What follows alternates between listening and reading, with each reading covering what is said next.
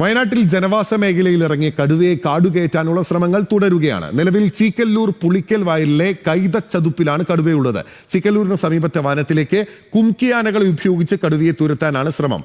കടുവയ്ക്ക് ആരോഗ്യ പ്രശ്നങ്ങളില്ലെന്നും ജനവാസ പ്രദേശത്ത് നിന്ന് തുരത്തുക എന്നതിനാണ് പ്രഥമ പരിഗണനയെന്നും south Wayanad DFO Ajith K Raman വ്യക്തമാക്കി.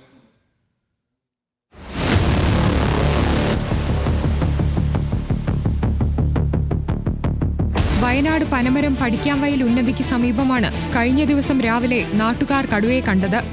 വനം വകുപ്പെത്തി കടുവയുടെ കാൽപ്പാടുകൾ പരിശോധിച്ച് സ്ഥിരീകരണം നടത്തിയതോടെ പ്രദേശവാസികൾ ആശങ്കയിലായി.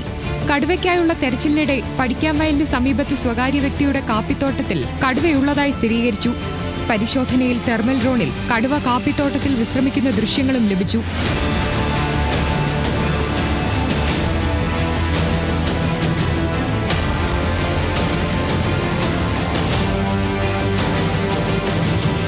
കടുവാ സാന്നിധ്യം ഉറപ്പിച്ചതോടെ നിരീക്ഷണം തുടർന്ന വനംവകുപ്പ് മയക്കുവെടി വെക്കുന്നതിനു പകരം കടുവയെ കാടുകയറ്റാമെന്ന തീരുമാനത്തിലെത്തി. ഇതിനായി മുത്തങ്ങയിൽ നിന്നും 2 കുംകിയാനകളെയും സ്ഥലത്തെത്തിച്ചു.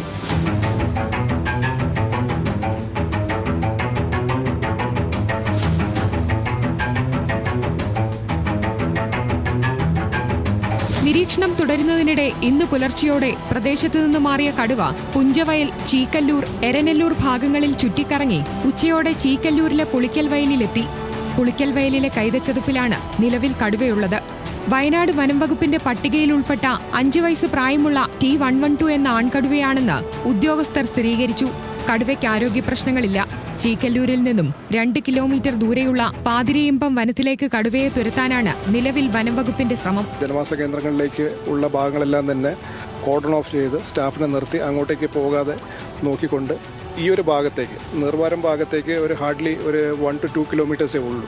അപ്പോൾ മിനിമം ഡിസ്റ്റർബൻസ് നമ്മൾ ഉണ്ടാക്കുകയാണെങ്കിൽ നൈറ്റിലൂടെ അത് അങ്ങോട്ടേക്ക് പോകുമെന്ന് തന്നെയാണ് നമ്മുടെ അനുമാനം. ജനങ്ങളുടെ സുരക്ഷയെ മുൻനിർത്തി പ്രദേശത്ത് നിരോധനാജ്ഞ പ്രഖ്യാപിച്ചിട്ടുണ്ട്.